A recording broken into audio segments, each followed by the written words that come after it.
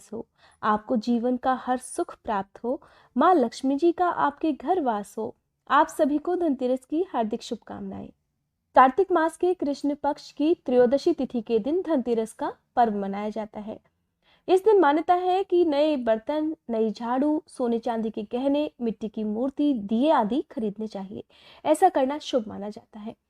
आइए जानते हैं धनतेरस के दिन पूजा किस तरह से करें, किन विशेष मंत्रों का जाप करना चाहिए, पूजा विधि क्या है, शुभ मुहूर्त क्या रहेगा और साथ ही धनतेरस के दिन कौन सी कथा सुनी जाती है। साल 2021 में 2 नवंबर मंगलवार के दिन धनतेरस का पर्व है। इस दिन भगवान गणेश, माँ लक्ष्मी जी के साथ साथ धन्वंतरी भगवान और कुबेर देवता की पूजा की जाती है। धनतेरस के दिन पूजा का जो शुभ मुहूर्त रहने वाला है वो रहेगा शाम 6:18 से लेकर रात 8:11 तक। साथ ही धनतेरस के दिन प्रदोष काल का समय, जिस समय आप पूजा भी कर सकते हैं, रहने वाला है शाम 5:35 से लेकर रात 8:11 तक। वृषभ काल का समय पूजा का एक शुभ मुहूर्त माना जाता है, जिसका समय रहेगा शाम 6:18 से लेकर रात 8:14 तक। त्रयोदशी तिथि प्रारंभ हो रही है 2 नवंबर की सुबह 11:32 से, जिसकी समाप्ति होगी 3 नवंबर की सुबह 9:02 पर। धनतेरस की पूजा शाम के समय विशेष रूप से की जाती है। इस समय आपको उन सभी सामग्री का पूजन करना चाहिए जो आपने धनतेरस के दिन खरीदी है, चाहे वो मिट्टी की नई मूर्तियां हो या मिट्टी के दिए हो या फिर आपने नई झाड़ू खरीदी है, धन्वंतरी भगवान या कुबेर देवता की मूर्ति या फिर यंत्र अगर आप लेकर आए हैं, श्री यंत्र अगर आप लेकर आए हैं तो उसकी पूजा करनी चाहिए। इसके लिए सबसे पहले तो प्रदोष काल के समय से पहले आप स्नान कर लें, साफ स्वच्छ वस्त्र धारण कर लें, लाल रंग के या पीले रंग के वस्त्र पहनकर आसन पर बैठकर पूजा आपको करनी चाहिए। अब सबसे पहले एक चौकी पर लाल रंग का साफ कपड़ा बिछाएं, गंगा जल छिड़ककर उस पर सबसे पहले भगवान गणेश और माँ लक्ष्मी जी की प्रतिमा की स्थापना करें। अगर आपके पास धन्वंतरी भगवान और कुबेर देवता की प्रतिमा या फोटो है तो आप उन्हें भी स्थापित कर सकते हैं। श्री यंत्र है तो आप उनकी भी स्थापना कर सकते हैं। अगर आपके पास नहीं है धन्वंतरी भगवान या कुबेर देवता की प्रतिमा या तस्वीर तो आप मानसिक पूजा भी कर सकते हैं या एक सुपारी पर कलावा लपेटकर आप उसे भी प्रतीक रूप में मानकर पूजा कर सकते हैं। अब आप सबसे पहले भगवान गणेश की पूजा करें, ओम गंग गणपते नमः, और साथ ही महालक्ष्मी की पूजा करें, ओम श्री महालक्ष्मी नमः। गणेश भगवान की पूजा करते समय ओम गंग गणपते नमः या फिर एक दंताय विद्महे वक्रतुंडाय धीमहि तन्नो दंती प्रचोदयात, इन मंत्रों का आप जाप कर सकते हैं।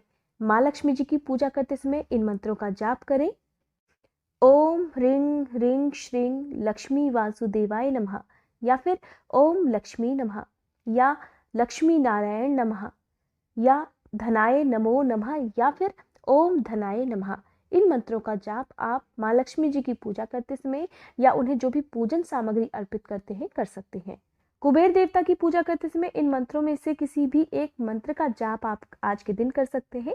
ये मंत्र है ओम वैष्णवनाय स्वाहा, ये कुबेर देवता का अष्टाक्षर मंत्र है। या फिर आप ओम श्रीं ओम ह्रीं श्रीं ह्रीं क्लीं श्रीं क्लीं वित्तेश्वराय नमः, इस मंत्र का जाप कर सकते हैं। या फिर कुबेर देवता का जो प्राचीन दिव्य मंत्र है उसका भी जाप आप कर सकते हैं। मंत्र है ओम यक्षाय कुबेराय वैष्णवनाय धन धान्य धीपते धन धान्या समृद्धिम देहि दापय दापय स्वाहा। आज के दिन धन्वंतरी देवता की भी पूजा की जाती है। धन्वंतरी देव को सभी रोगों को दूर करने वाले, साथ ही आरोग्यता प्रदान करने वाले देवता माना जाता है। इनकी पूजा करने से घर परिवार के सदस्य निरोगी और स्वस्थ बने रहते हैं। धन्वंतरी भगवान की पूजा का मंत्र है ओम धन्वंतराय नमः। इस मंत्र का जाप आप कम से कम 11 बार जरूर करें। आप सभी देवी देवताओं को लाल रंग के या पीले रंग के फूल अर्पित करें।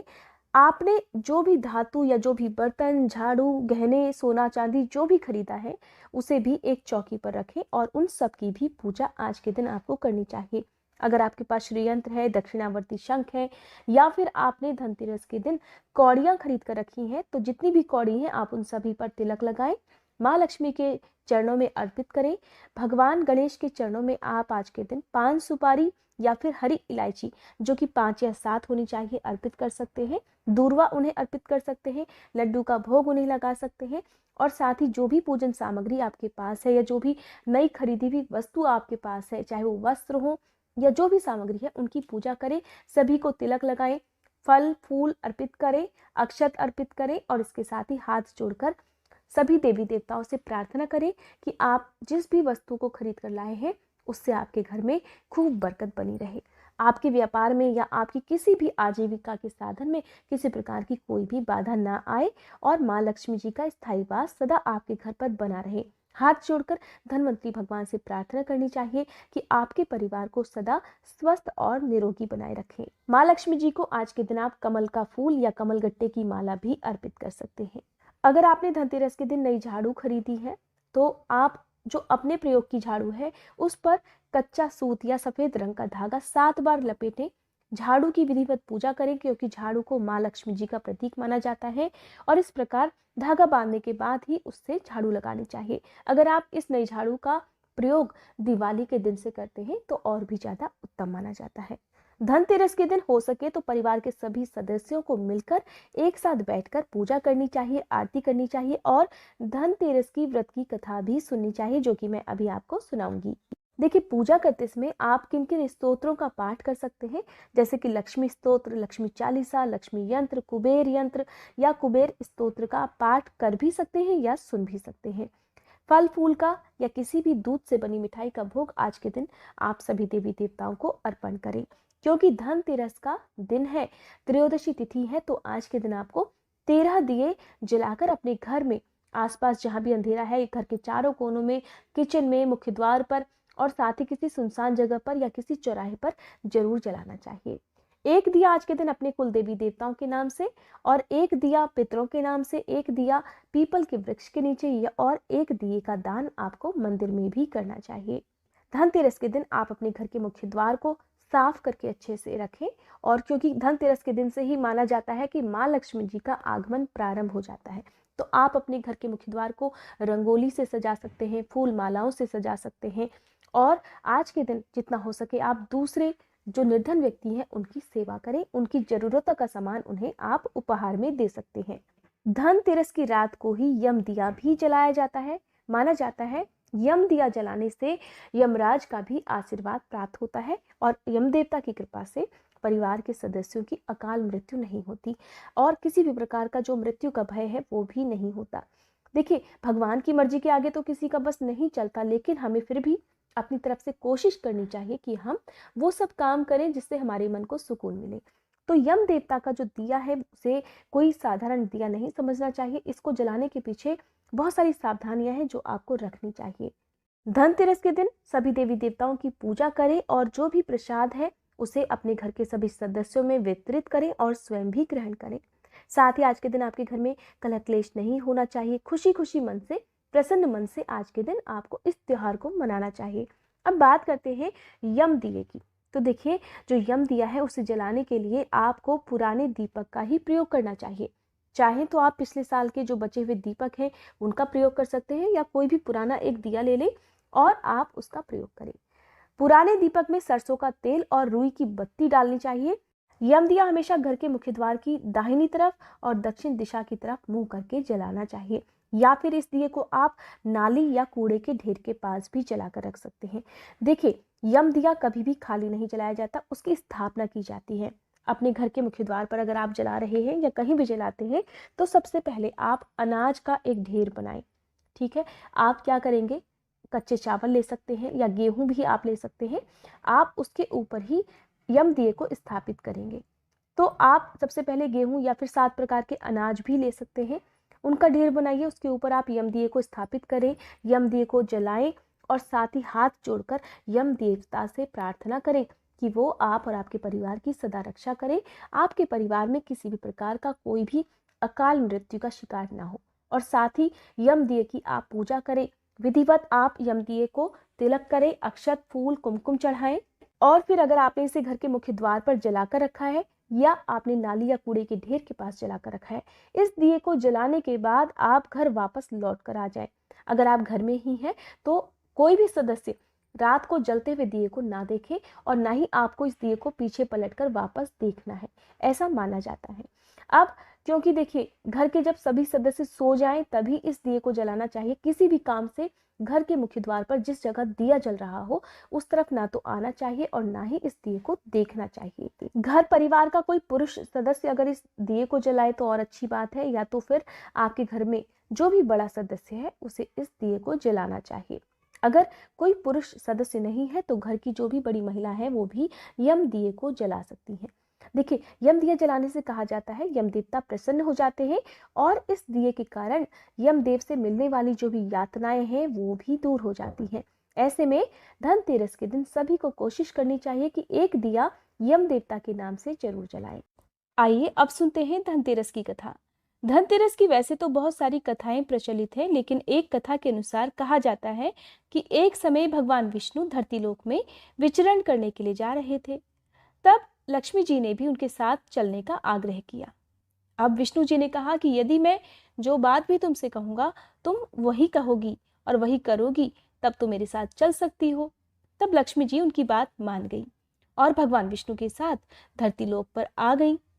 कुछ देर बाद एक जगह पर पहुंचकर भगवान श्री हरि ने लक्ष्मी जी से कहा कि जब तक मैं ना आऊं तुम यहीं पर ठहरना। मैं दक्षिण दिशा की तरफ जा रहा हूं, तुम उधर बिल्कुल मत आना और ना ही देखना। इस प्रकार विष्णु जी चले गए। अब विष्णु जी के जाने पर लक्ष्मी जी के मन में एक कौतूहल जागा कि आखिर दक्षिण दिशा में ऐसा क्या रहस्य है जो मुझे मना किया गया है, और भगवान खुद चले गए। जब लक्ष्मी जी से रहा नहीं गया तो जैसे ही भगवान आगे बढ़े पीछे पीछे लक्ष्मी जी भी चल पड़ी। कुछ दूर आगे जाने पर उन्हें एक बहुत सुंदर सरसों का खेत दिखाई दिया जिसमें खूब पीले पीले फूल लगे हुए थे। सरसों के फूलों की शोभा को देखकर देवी लक्ष्मी मंत्रमुग्ध हो गई और फूल तोड़कर अपना श्रृंगार करने के बाद आगे बढ़ गई। आगे जाने पर एक गन्ने के खेत से लक्ष्मी जी गन्ने तोड़कर उसका रस भी चूसने लगी।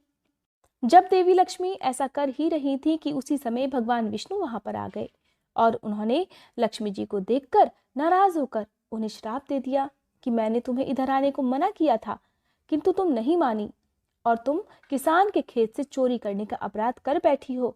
अब इस अपराध की सजा में तुम्हें इस किसान के खेत में और इसके घर में रहकर 12 वर्ष तक सेवा करनी होगी। ऐसा कहकर भगवान उन्हें छोड़कर क्षीर सागर में चले गए और तब देवी लक्ष्मी एक गरीब औरत का रूप धारण कर उस किसान के घर पर रहने लगी। अब देवी लक्ष्मी किसान के घर के छोटे मोटे काम कर दिया करती और खेती के काम में भी उनकी मदद कर दिया करती थी। एक दिन लक्ष्मी जी ने किसान की पत्नी से कहा कि तुम स्नान कर पहले मेरी बनाई गई इस देवी लक्ष्मी जी की पूजा करो और फिर रसोई बनाना, तब तुम जो भी मांगोगी वो तुम्हें मिल जाएगा। किसान की पत्नी ने ऐसा ही किया। पूजा करने के फलस्वरूप देवी लक्ष्मी की कृपा से किसान का घर दूसरे ही दिन अन्न धन रत्न और सोने चांदी आदि से भर गया। देवी लक्ष्मी ने किसान को धन धान्य से परिपूर्ण कर दिया। इस प्रकार किसान के तो 12 वर्ष बड़े ही आराम से कट गए और फिर जब 12 वर्ष के बाद लक्ष्मी जी जाने के लिए तैयार हुई तब क्योंकि भगवान विष्णु उन्हें लेने स्वयं आए थे तब किसान ने देवी लक्ष्मी को वापस भेजने से इनकार कर दिया क्योंकि वो जान गया था कि उनके घर साक्षात लक्ष्मी जी का वास है। तब भगवान ने किसान से कहा कि इन्हें जाने कौन देता है, लेकिन देवी लक्ष्मी तो चंचला है, ये कभी भी एक स्थान पर नहीं ठहरती। इनको तो मैं क्या बड़े बड़े भी नहीं रोक सकते। इनको मैंने श्राप दिया था जिस कारण 12 वर्ष से तुम्हारी सेवा कर रही थी। और इस प्रकार भगवान विष्णु ने किसान के खेत से चोरी करने वाली बात भी उसे बता दी और कहा कि अब देवी लक्ष्मी का 12 वर्ष की सेवा करने का जो समय है वो भी पूरा हो चुका है। लेकिन किसान जिद करने लगा, कहने लगा कि अब तो मैं लक्ष्मी जी को जाने ही नहीं दूंगा। तब देवी लक्ष्मी ने कहा, हे किसान, तुम मुझे रोकना चाहते हो तो जैसा मैं कहूं ठीक वैसा ही करना। कल त्रयोदशी है, तुम कल घर को लीप पोत कर अच्छे से साफ सुथरा कर लेना। रात में घी का दीपक जलाकर रखना और शाम को मेरी पूजा करना। तांबे के कलश में रुपए भरकर मेरे लिए रखना और मैं उस कलश में निवास करूंगी, किंतु पूजा के समय मैं तुम्हें दिखाई नहीं दूंगी। अगर तुम त्रयोदशी तिथि के दिन विधि विधान से मेरी पूजा कर लोगे तो इस एक दिन की पूजा से मैं वर्ष भर फिर तुम्हारे घर से नहीं जाऊंगी। ऐसा कहते ही वह दीपकों के प्रकाश के साथ 10 दिशाओं में फैल गई। और अगले दिन किसान ने लक्ष्मी जी का बिल्कुल वैसे ही पूजन किया जिस प्रकार देवी लक्ष्मी ने कहा था, और इस व्रत के और पूजन के प्रभाव से उसका घर धन धान्य से भर गया। धनतेरस की एक और कथा प्रचलित है जिसके अनुसार कहा जाता है कि समुद्र मंथन के समय समुद्र से धन्वंतरी भगवान अमृत कलश लेकर प्रकट हुए थे। इसीलिए उनके अवतरण दिवस के रूप में धनतेरस का त्योहार मनाया जाता है और धन्वंतरी भगवान की भी पूजा आज के दिन की जाती है। भगवान धन्वंतरी को औषधि और चिकित्सा का देवता माना जाता है। कहा जाता है कि वे स्वयं भगवान विष्णु का ही अंशावतार हैं। धनतेरस के दिन धन्वंतरी भगवान की पूजा करने से आरोग्यता का वरदान प्राप्त होता है। ये थी आज की वीडियो। अगर ये जानकारी आपको पसंद आई हो तो वीडियो को लाइक करके कमेंट बॉक्स में लक्ष्मी माता की जय लिखना मत भूलिएगा।